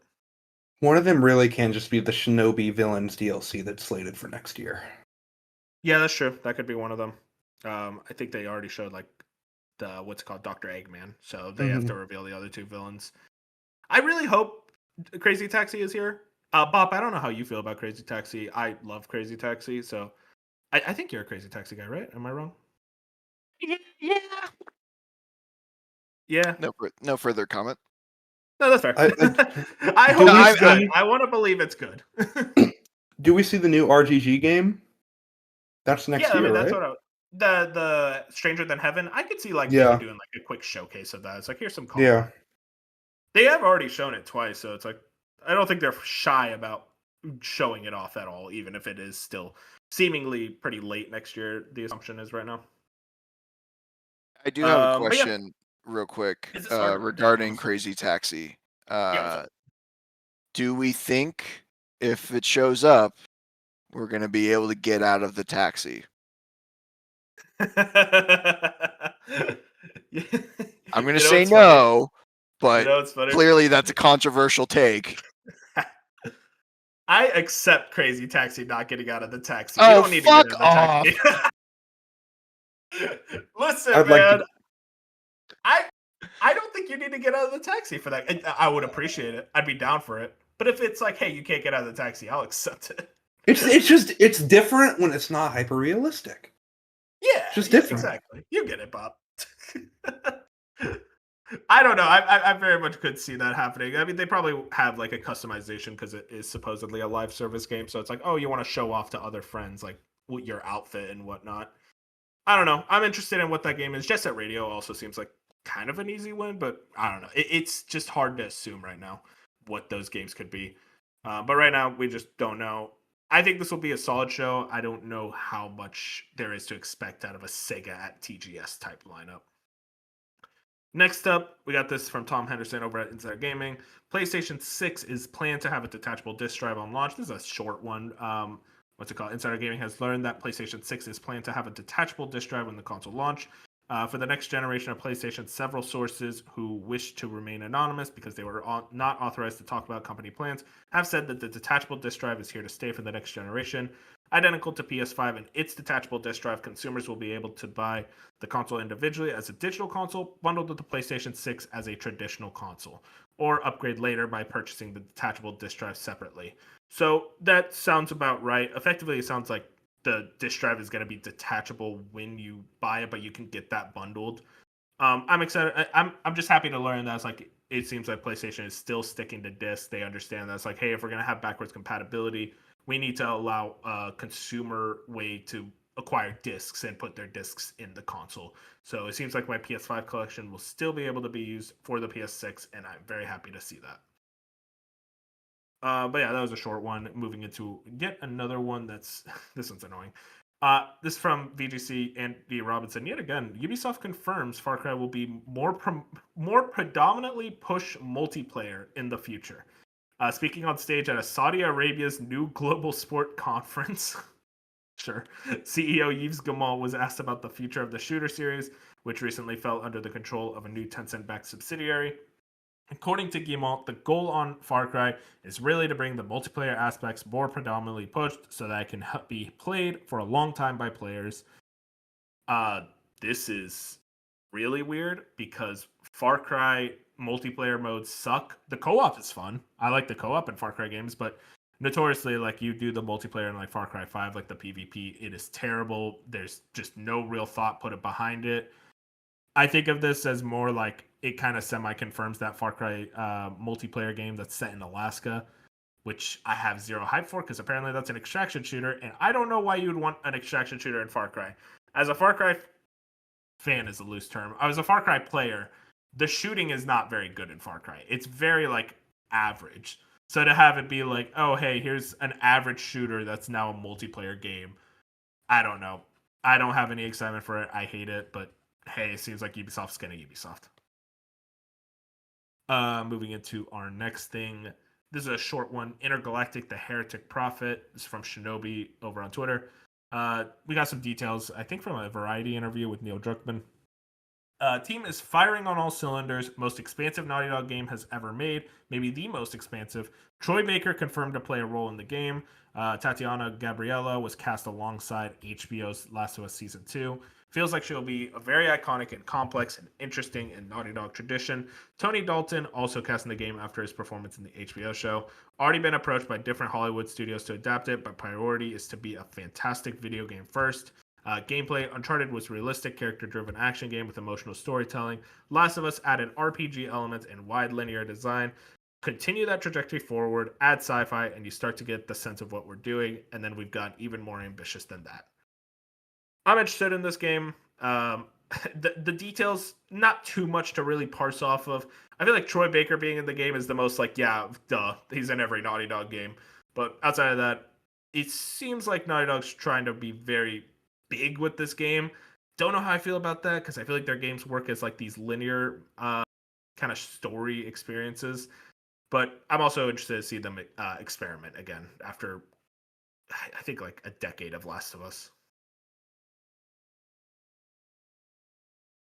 Moving into our last thing here, reviews of the week. We got 2 big game reviews. Hollow Knight Silk Song finally released. It got its first reviews. Right now, 38 critic reviews. I don't know if you guys saw this. It debuted at a 100. Yeah. Which is like, hey, listen, I'm playing the game. I'm really enjoying it. I don't know if I'd give it a 100 on OpenCritic, but sure. It went down to a 91, still very highly rated. Lots of 5 out of 5s, 9 out of 10s. This is around what I expected for this game. We'll talk about it later, but awesome game. Very happy to see it doing well. And then another game that's getting reviews. Borderlands 4, a game I've made fun of a lot, but it has come out. It's sitting at an 85 on OpenCritic. IGN gave it an 8, GameSpot gave it a 7, Jewel Talkers gave it a 9 out of 10. What was it? Our friend of the show, Jesse, over at Xbox Era, called this game a masterpiece. Oh my God. So shout outs to that. But yeah, I don't know. I think to me, I was looking more into this. It does look like fun. It looks like more Borderlands, which, I'm down for. It does seem like an on sale game, and especially weight game, because it seems like right now it's having a lot of optimization issues at launch. So it seems like right now a kind of a skip, but I'm interested to check it out. I think those issues were mostly on PC, though. It sounds like the console versions have been pretty solid. But yeah, still to your point, definitely seems like a wait for a sale game. But also, I mean, the Borderlands fans I know, they seem pretty happy with it. Yeah, higher scores than I expected. Yeah, and like honestly, it's kind of nice because I know after the 1-2 punch of Borderlands 3 and Tiny Tina, where it's like, oh my God, this writing is abysmal and the dialogue's annoying and the story is just so bad. Granted, that's not really why you play a Borderlands game, but still, it was like they're clearly going in this one trend, and it seems like they kind of righted the ship with Borderlands 4. So that's honestly encouraging to see, and I'm glad we're not in like a Saints Row situation where they keep tumbling down and can't figure out how to get back on track. It very much seems like Borderlands is back on track. So that's exciting just for like the health of like a very popular franchise. Yeah, I'm very interested to see what the sales are going to look like for this game because Borderlands 3 sold about like 20 million copies. So I'm curious if it kind of reaches around that point or if it tapers off. We'll see. Probably by the next month, we'll get like a nice sales data on this one. Now, before we get into what we've been playing, Bop, you gave me this idea for something Bench can do. Bench, are you familiar with the quizzes we've been doing in the last few podcasts? No. You'd have to listen to the podcast for that. True, that's true. We've been doing Sporkle quizzes every now and then, whenever applicable. And this one's not gaming related, but it's an idea that Bop had, and I think I'd be down for it. Oh, Bench, okay. how well do you know the NFL teams? Decently. Okay, well, I have the Sporkle quiz. You got about 6 minutes. Just let me know. Just tell me what you want, which team to put on, and then I'll write it down. You ready? Wait, so I'm just listing all the teams? Yes, just listing the NFL teams. 32 teams. Texans, Titans. Okay, we gotta slow down a bit. I'm a slow typer. Titans. Okay. Colts, Jags, Colts, Jaguars, Panthers, Bucks, Saints. Bucks. Wait, Bucks? Bucks, how do I spell that? BUCCA. Oh, Buccaneers. Yeah. Okay. Saints. It's that fourth one in y'all's division. Okay, so you're doing it by division. That makes more sense. Yeah, he's definitely trying to at least. Chiefs, Broncos, Chiefs, Chargers, Broncos, Chargers, Raiders, Packers, Lions. Oh, I'm blanking. Okay. Packers, Lions. Better than I expected. He's been going quick. I'll say that. When you watch 12 hours of the games each day, This you know, is the you know smart what I way mean? to do it. This is How do you do easily the 12 smartest hours way. a day? Dude, 12 Packers, hours of football a Lions day? on Sundays, Bears, Yeah, and Vikings, okay. Ravens, Browns, Ooh. Steelers.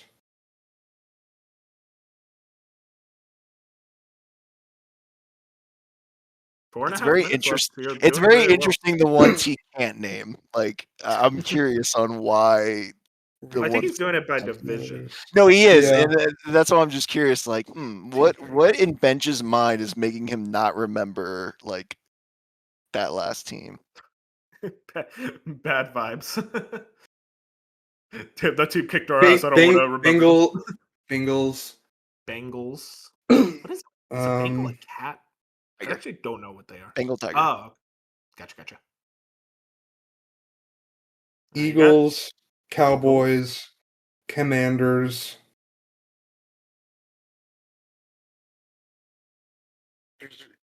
The bottom feeder teams I'm not remembering because they're just not relevant. I'll watch the it, Eagles won buddy. the Super Bowl. No, yeah, I know. But he's talking about like the worst teams from the divisions. Granted, you're remembering most of the bottom feeders. The one you're forgetting are kind of more mid tier. Falcons. Okay. Bottom feeders, and he's out here remembering the Texans. Damn. We went to the divisional round last year, buddy. You haven't won a You're game from this year, Houston. buddy. You should not be happy about being a Houston person. Bills. Bills. Bills is in that division. Oh my god. We'll move Jets, Giants, Giants. 49ers. 49. It's the worst team name ever, by the way. San Rams. Francisco 49ers. Rams. Wait, Now I'm trying Rams, to go yeah. by. Now I'm trying to go by stadium. Did you say You were- something after Rams or No. no? Okay. Just That's making sure. crazy because you were doing really good with the divisions and now it's falling apart. Well, he's got Yeah. 4 more left. He's close. He is close. 4. Yeah, you're just missing 4. 2 in AFC East and 2 in Seahawks. NFC West. Seahawks. Seattle, right? Yep. Yeah. Seahawks. There's one I know that you're missing. No, and no hits. I won't None. say anything. I'm just saying there's only one. There's only one that I know. Oh, okay. Of the ones that are missing. Yeah. Yeah. It's a very funny team.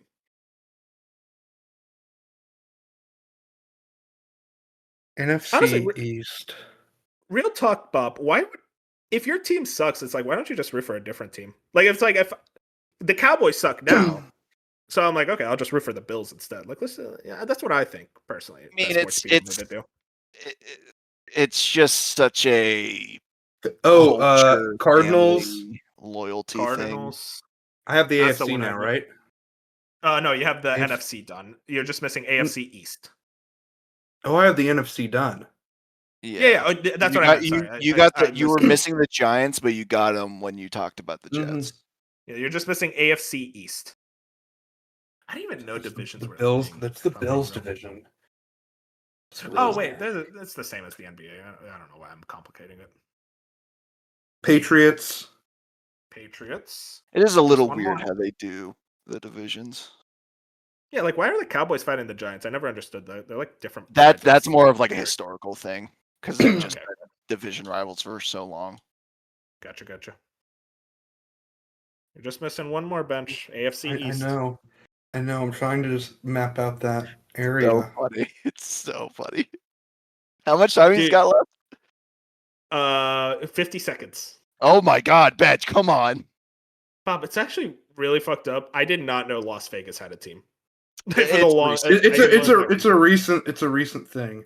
Yeah. No, bench, don't talk. You got to think. Oh, Their that's why I stadium- didn't remember them. Dolphins. Miami Dolphins. I'm There a you go, ball knower. 100%. Okay. Oh, With 30 seconds left, but hey, shout outs. yeah, Honestly, I'm curious because so what was it? It was he couldn't remember the Falcons, the Bengals, the Giants, and then Yeah. the Jets Command- or no, he had the NFC East, well, minus the Giants. And then it was, what was it? It was Dolphins and Patriots, and Teams then that haven't been good in the the last year that I've really been Seahawks watching and football. Cardinals. Yeah, it's very interesting. Why is it I would remember interesting? Patriots because of Tom Brady. I just Sure. wasn't. I was leaning in on that division, and since the Bills have dominated that division recently, it just didn't come to mind. Yeah, Shout out no, to I Bills. mean, I don't mean that in a negative way, Bench. I'm just fascinated by how your mind like worked through that. Mm-hmm. The one I knew was Cardinals because I watched a video on the worst sports teams of all times, and the Cardinals took number one.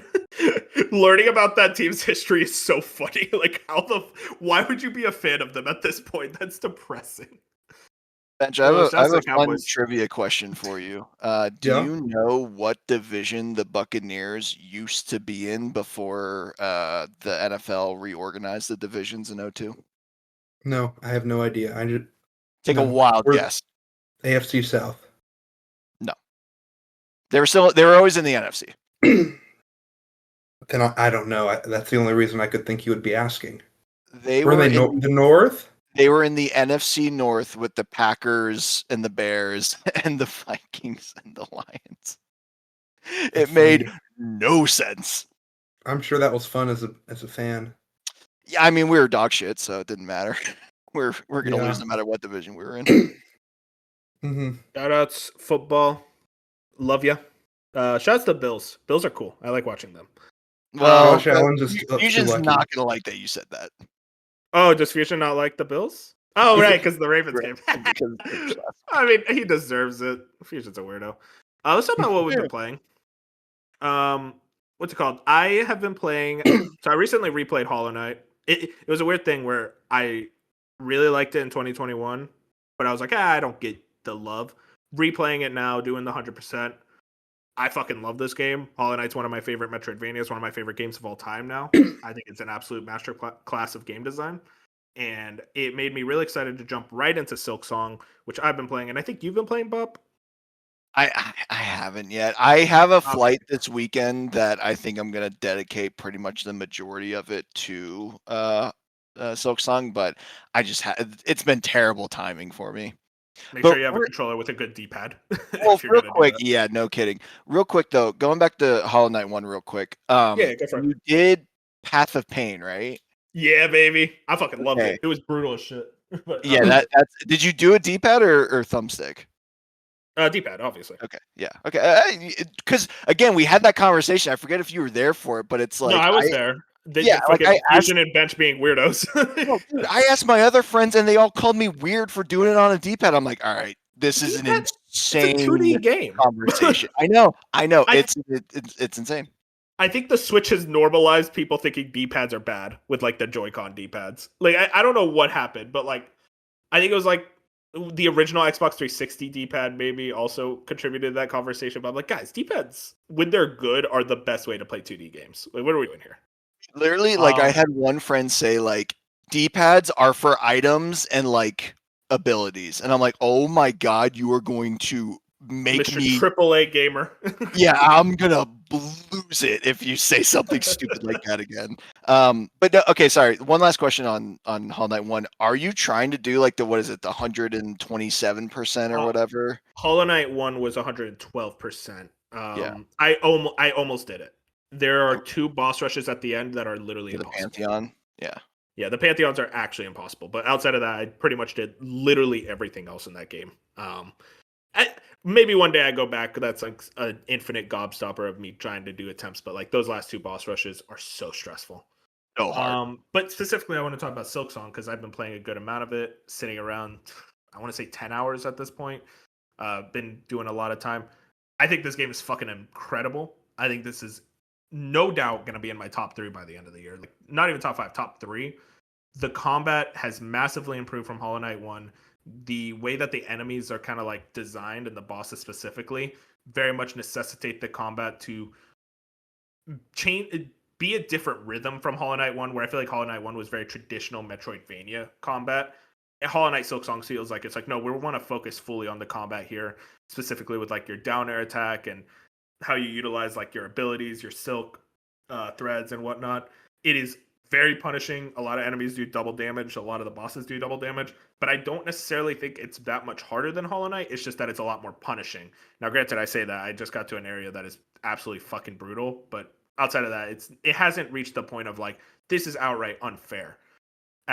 Except for Vengeful Bullet Fight. If you guys fight that boss, oh my god, it's the worst experience you'll ever have playing a game. But other than that, I think it's been an absolute just joyous experience. The art is massively improved from Hollow Knight 1. It is that thing. I'm really happy I played Hollow Knight 1 again before Silksong, because it's made me realize just how much has changed and how much has improved, specifically from an art design way where environments are so much brighter, they're more colorful, everything shines way more. I think that the characters are more interesting, specifically the protagonist Hornet actually speaks, so she's able to have conversations and leads to a lot of really fun dialogue exchanges and cute moments. I think that just the actual like design of the enemies has changed as well in a very cool way. The enemies you are fighting are very interesting, especially near the top area like Greymore. You're fighting these birds that are very annoying but very cool. I absolutely adore this game. It is exactly what I wanted from a Hollow Knight sequel. I'm excited to see more of it. Apparently, it's a pretty meaty game, so I'm definitely going to go for the platinum. This is going to be up there for Game of the Year for me. But yeah, that's pretty much. Yeah, go for it, Bob.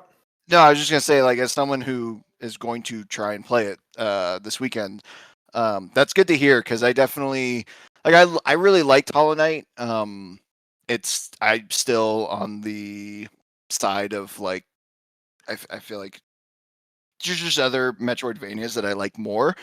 Yeah, that's But fine. with like what you've talked about Silksong, I think that would also address some of my weaknesses with the first game, like personal weaknesses. So that's definitely encouraging to hear. And obviously, I know so many people has been playing it. Fusion, of course, has been loving it, as well as Moon and Dark. So I'm excited to jump in this weekend. Both you, Bench, and you have a lot of games. I don't know which one of you two want to go first. I'll let Bench go first. I feel like Bench is going to talk shorter. Bench. Okay. Damn. I'm sorry. No disrespect, Bob. It's like I like your insightful analysis. So I finished Metal Gear Solid Delta Snake Eater.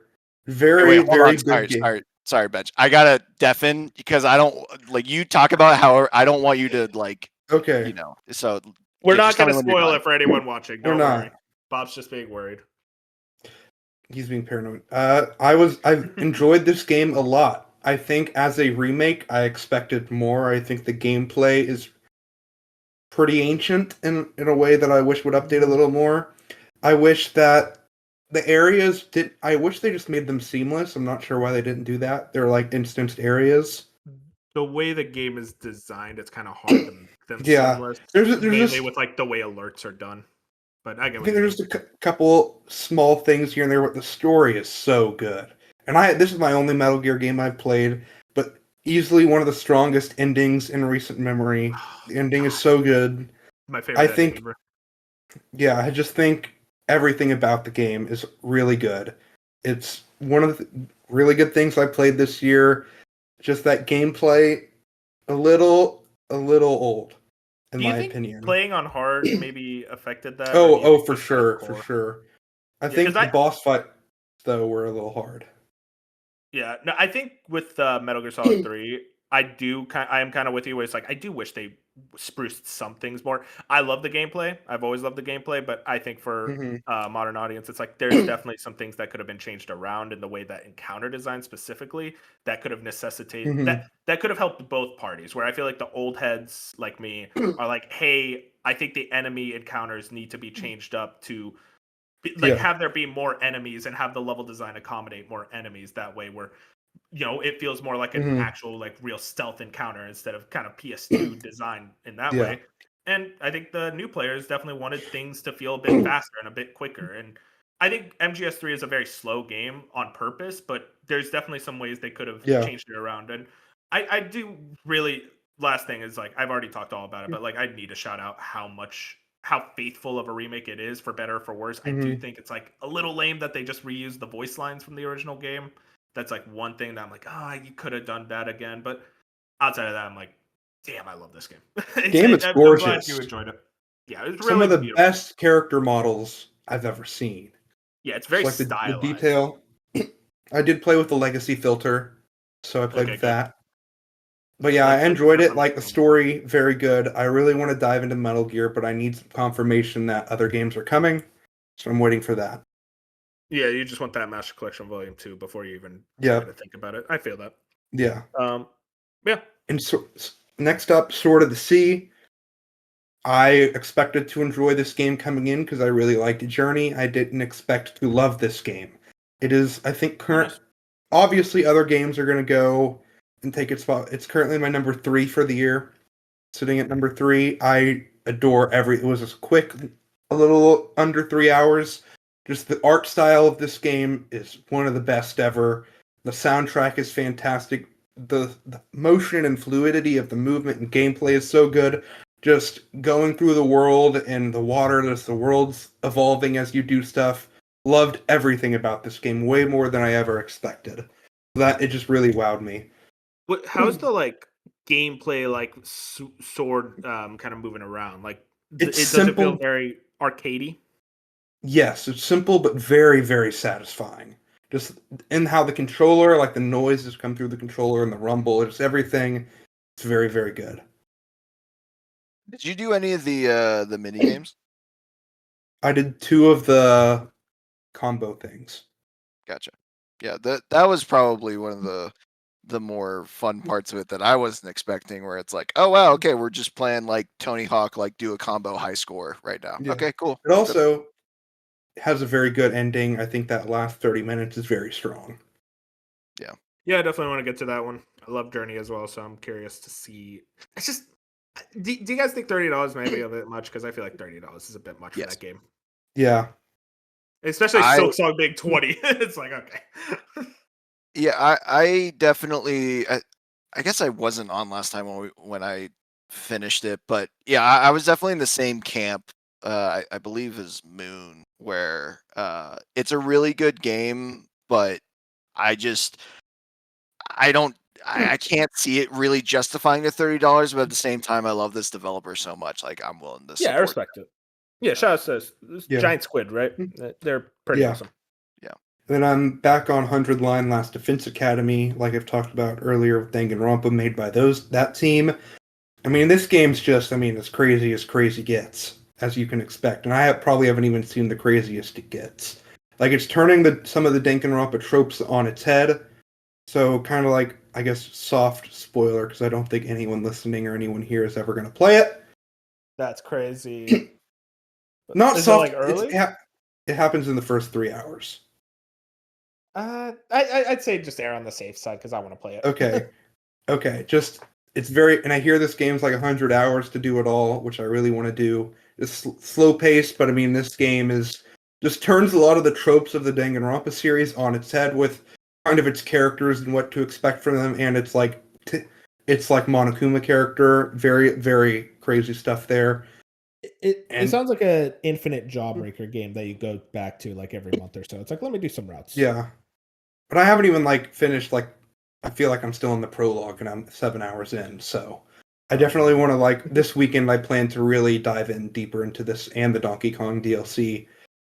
I honestly also bought the Kirby DLC and Nintendo just keeps getting away with it. So those bastards, man. Yeah, man. I know that Trails is next week, right? next remake? Friday.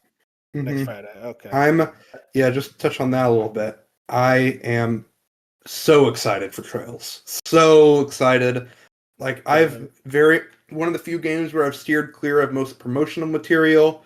Because even though I only played Trails 2 years ago, and in of its own, it's a very important franchise to me. Goes beyond some stuff like even Final Fantasy. Just like the journey through Trails is something I will never forget, and it all started with this game. So seeing these original locations and characters and scenes in 3D, greatly expanded upon, is probably going to be a pretty emotional experience with this new soundtrack. That I don't want to see any of the locations. I don't want to see any of the remade scenes at all going into this game. I'm not even playing the demo, which is like a 10-hour demo. I just want to go into this game knowing it's going to be a hell of a ride and probably be my game of the year. Really cool. I'm interested. I'd be so much more excited, but like I screwed myself. I played Yeah. this game, but like the original, Mhm. and it's still kind of fresh enough where I'm like, I want to play SC. But Luckily, like that's probably like a year off. yeah, I think it could be next year, early 27, and SC is one of the best games ever. So it's so good. But yeah, they're adding a lot of new stuff to the remake. They're like additional character stories. You remember Annalise, right? You might not, but I she's a I don't minor. remember names. Yeah, she's a minor character in the game that now is a guest party member who will have some Cool. extended side quests, stuff like that. Everything about this game, they're doing it right. I mean, I talked about it last time I was on, but Falcom moving to their own internal engine, one of the best decisions they've ever made. It looks gorgeous. The soundtrack is going to be amazing. Just everything about this game is going to be fantastic. What engine did they use before? The Sony Fire engine. The what? It's like Oh Sony's man, like early, like very old I free don't, engine for developers to use. dude. That's how you know an engine's old when like you say it, and there is nothing in my brain where it's like I Yeah. cannot think of a single game. Yeah, okay, That good on was them for switching engines. That's the crazy. Sony Fire engine was used up until Daybreak, which came out in 2021. All right. Well, shout outs to the Sony Fire engine. Bob, you've been playing a lot. Oh, it's Fire with a PH. Yeah. Okay, that makes more sense. All That's right, so much cooler. Bob. Gravity Rush used this. Yeah, Gravity. Akiba's Trip, Undead and Undressed. So shout outs to the Fire engine. Bob, yeah, I want to Mhm. hear what you got to play. Yeah, I mean it's really not too much. We'll start with Ninja Gaiden Ragebound. I was a huge fan of this one. I beat it a Ooh. couple weeks ago. It's definitely more of a platformy kind of action. It's not a Metroidvania, but it's more of a 2D action game. But it has a lot of focus on platforming. And going like level through the levels and stuff. And they're just that they're not connected. They're very much like do a level, go back to the menu, do another level and stuff.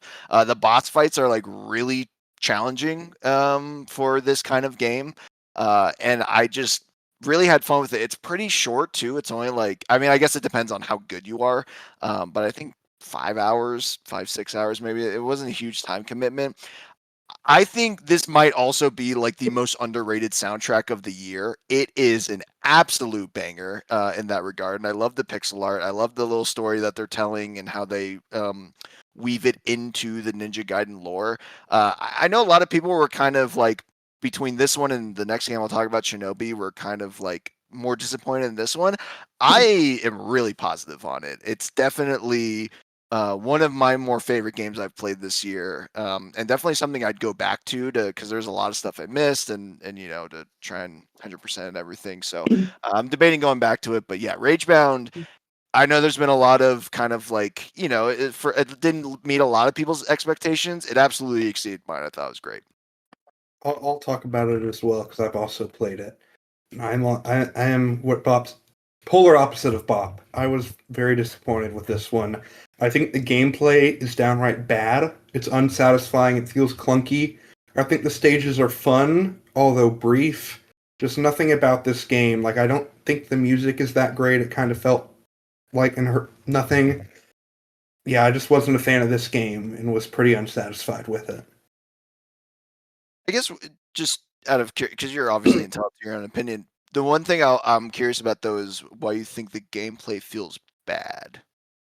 I, I think I think the combat is just not fun. I think the way the directional sword use kind of felt wrong, and I think the shurikens were just hard to use and didn't feel satisfying. I just wasn't wowed at all with it. Yeah, fair. Well, well, if you know who's got the better game taste in here, so use your own discretion to decide if you want to play the game or not. But no, I'm kidding.